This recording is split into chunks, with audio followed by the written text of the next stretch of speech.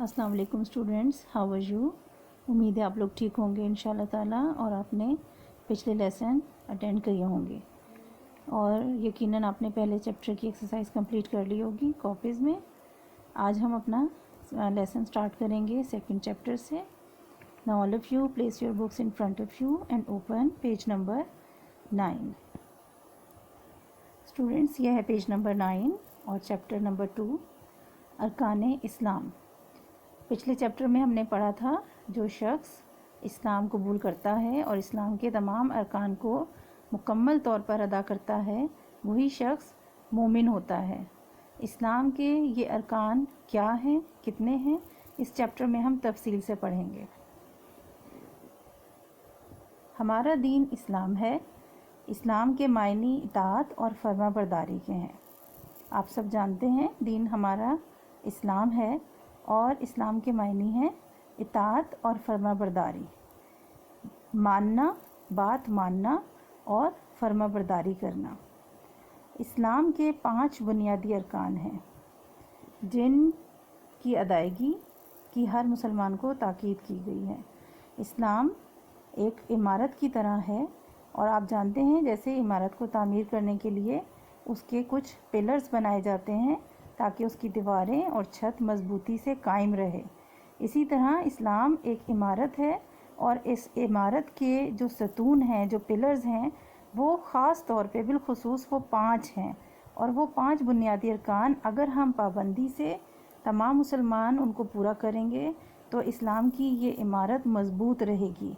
और अगर हम इन अरकान को पूरा नहीं करेंगे, पाबंदी नहीं करेंगे, तो इस्लाम की ये इमारत कमज़ोर हो जाएगी और खुदा न खास्ता गिर जाएगी। इन अरकान की अदायगी से बहुत से फ़वाइद और फ़ज़ाइल हासिल होते हैं। ना सिर्फ ये कि अरकान इस्लाम की अदायगी से इमारत मजबूत होगी दीन की, बल्कि ये कि इनकी अदायगी से बहुत से फ़ायदे और फ़ज़ाइल भी, फजीलतें और बरकतें भी हासिल होती हैं। इन अरकान को इन्हें अदा करने से अल्लाह ताला बहुत खुश होता है। इन अरकान की अदायगी का सबसे बड़ा फ़ायदा तो यही है कि सबसे ज़्यादा अल्लाह ताला हमसे राज़ी हो जाते हैं, खुश हो जाते हैं। अरकान इस्लाम को ज़िम्मेदारी से अदा करने वाला शख्स एक अच्छा मुसलमान होता है, बल्कि यूँ कहना चाहिए कि एक अच्छा मोमिन होता है। जो शख्स इस्लाम के अरकान की पाबंदी करता है और तमाम उसूल और इस्लाम के तमाम कवानीन के मुताबिक ज़िंदगी गुजारता है, दर हकीकत वही एक अच्छा मुसलमान बल्कि अच्छा मोमिन होता है। इस्लाम के 5 अरकान दर्ज झैल हैं। नंबर 1, कलमा तैयबा।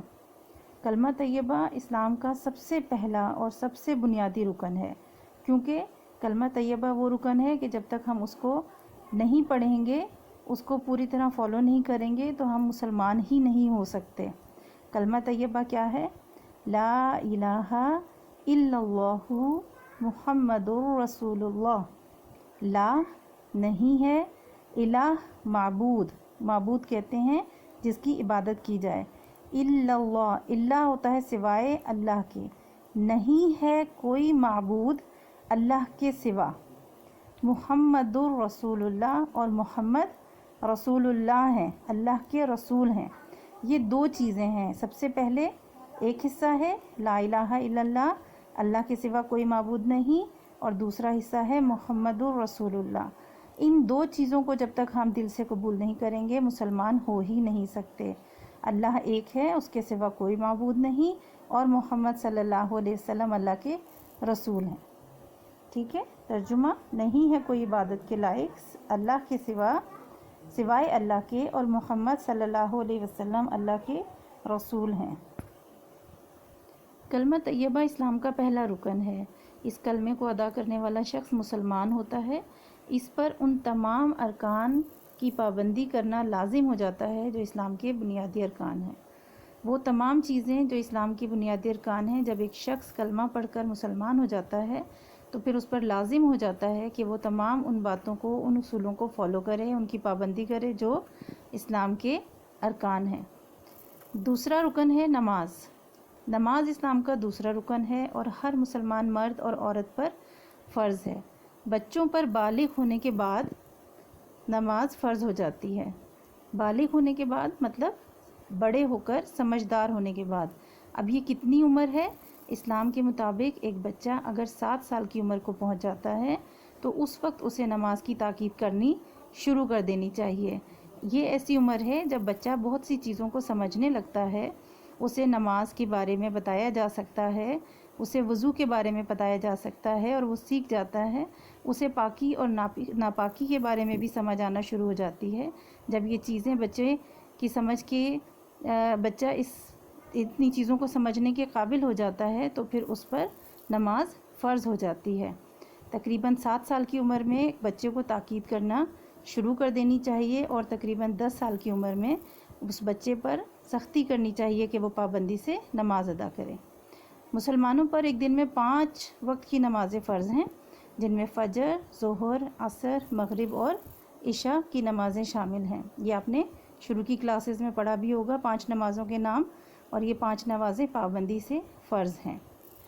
نمبر 3، روزہ۔ اسلام کا تیسرا رکن روزہ ہے۔ فرض روزے رمضان المبارک کے مہینے میں رکھے جاتے ہیں، مطلب کچھ روزے نفلی بھی ہوتے ہیں، مختلف وقت میں مختلف مہینوں میں ہم وہ روزے رکھ سکتے ہیں، وہ فرض نہیں ہوتے۔ اگر کوئی چاہے تو اللہ کی رضا کی خاطر رکھ سکتا ہے، ورنہ نہیں۔ لیکن رمضان المبارک کے روزے فرض ہیں۔ فرض وہ ہیں جو ہر صورت ادا کرنے ہیں اور ان کو چھوڑنے کی گنجائش نہیں ہے۔ یہ ضرور ہے کہ اگر کسی بیماری یا تکلیف کی وجہ سے روزے چھوٹ بھی جاتے ہیں تو ان کو بعد میں پورا کرنا پڑتا ہے۔ اللہ تعالیٰ نے ہمارے لیے بہت سی جسمانی اور روحانی فائدے رکھے ہیں۔ جس طرح روزے میں کھانا پینا منع ہے، اسی طرح روزہ رکھ کر برے کاموں اور بری باتوں سے بچنا بھی ضروری ہے۔ روزے میں اللہ تعالیٰ نے بہت سے جسمانی اور روحانی فائدے رکھے ہیں۔ جسمانی فائدہ اس طرح سے کہ جس طرح ہمارا ویسے تو بے شمار فائدے ہیں، لیکن آپ کو اس کم وقت میں ایک بنیادی فائدہ بتاؤں گی کہ جس طرح ہمارا سٹمک، ہمارا معدہ، ہم صبح دوپہر شام کھاتے ہیں پیتے ہیں، ہمارا سٹمک مسلسل کام کرتا ہے اور یقیناً تھک جاتا ہوگا، جیسے ہم بھی تھک جاتے ہیں بہت سا کام کر کے، تو وہ بھی ہمارے ایک جسم کا حصہ ہے۔ سال میں 11 مہینے تک ہم کھاتے پیتے ہیں اور ہمارا معدہ مسلسل کام کرتا ہے، لیکن رمضان المبارک میں اللہ تعالیٰ نے روزے کی وجہ سے اسے ایک ریسٹ دینے کا انتظام کیا ہے۔ جب ہم روزہ رکھتے ہیں اور صبح سحری کے بعد سے شام تک بالکل کچھ نہیں کھاتے تو اس دوران ہمارا سٹمک، ہمارا معدہ جو ہے وہ ریسٹ کرتا ہے اور اس کا فنکشن، اس کے کام کرنے کی صلاحیت بہتر ہو جاتی ہے۔ اس کے ساتھ ساتھ جب ہم روزہ رکھتے ہیں تو بہت سی بیماریوں سے محفوظ رہتے ہیں۔ اور روحانی فائدہ یہ ہے، سب سے بڑا فائدہ یہ ہے کہ جب ہم روزہ رکھتے ہیں، اللہ کی حکم کو مانتے ہیں، تو ہمیں ایک روحانی ذہنی سکون حاصل ہوتا ہے، اور اس کے ساتھ ساتھ جب ہم بہت سی برائیوں سے بچتے ہیں، جھوٹ سے، غیبت سے، تو اس سے بھی ہمارے ذہن کو اور دل کو سکون حاصل ہوتا ہے۔ جس طرح روزے میں کھانا پینا منع ہے، اسی طرح روزہ رکھ کر برے کاموں اور بری باتوں سے بچنا بھی ضروری ہے۔ روزہ صرف یہ نہیں ہے کہ ہم کھانا چھوڑ دیں، پینا چھوڑ دیں، بلکہ روزے کی حالت میں ہر بری چیز سے بچنا چاہیے۔ اور یہ اس لیے ہے کہ جب ہم 1 مہینے اس چیز کی پریکٹس کرتے ہیں تو سارا سال ہمیں پھر اس کی عادت ہو جاتی ہے کہ ہم برائیوں سے اور برے کاموں سے دور رہنے کی کوشش کرتے ہیں۔ دور نہیں بھی رہتے تو کم از کم کوشش ضرور کرتے ہیں۔ ٹھیک ہے، آج کے لیے جتنا ہم نے پڑھا ہے اتنا کافی ہے۔ 3 بنیادی ارکان، باقی چیپٹر کا حصہ ہم اگلے لیسن میں پڑھیں گے۔ ایکسرسائز میں دیکھیں، پہلا سوال، اسلام کے 5 بنیادی ارکان کون کون سے ہیں؟ یہ میں نے آپ کو نوٹس کی صورت میں یہاں بنا دیا ہے۔ اسلام کے 5 بنیادی ارکان درج ذیل ہیں۔ نمبر 1، کلمہ طیبہ، نماز، روزہ، زکوٰۃ، حج۔ سوال نمبر 2، کلمہ طیبہ کے بارے میں 4 جملے لکھیں۔ کلمہ طیبہ کے بارے میں 4 جملے درج ذیل ہیں۔ نمبر 1، کلمہ طیبہ اسلام کا پہلا رکن ہے۔ نمبر 2، اس کلمے کو ادا کرنے والا مسلمان ہوتا ہے۔ نمبر 3، کلمہ طیبہ میں اللہ تعالیٰ کی وحدانیت اور محمد صلی اللہ علیہ وسلم کے رسول ہونے کا ذکر ہے۔ نمبر 4، حدیث کے مطابق سب سے فضیلت والا عمل کلمہ طیبہ ہے، یعنی جتنا ہم کلمہ طیبہ کا ورد کرتے ہیں اتنا فضیلت حاصل ہوتی ہے۔ کوسچن نمبر 3، مسلمانوں پر ایک دن میں کتنی نمازیں فرض ہیں؟ بہت آسان سوال ہے، یقیناً آپ کو معلوم ہوگا۔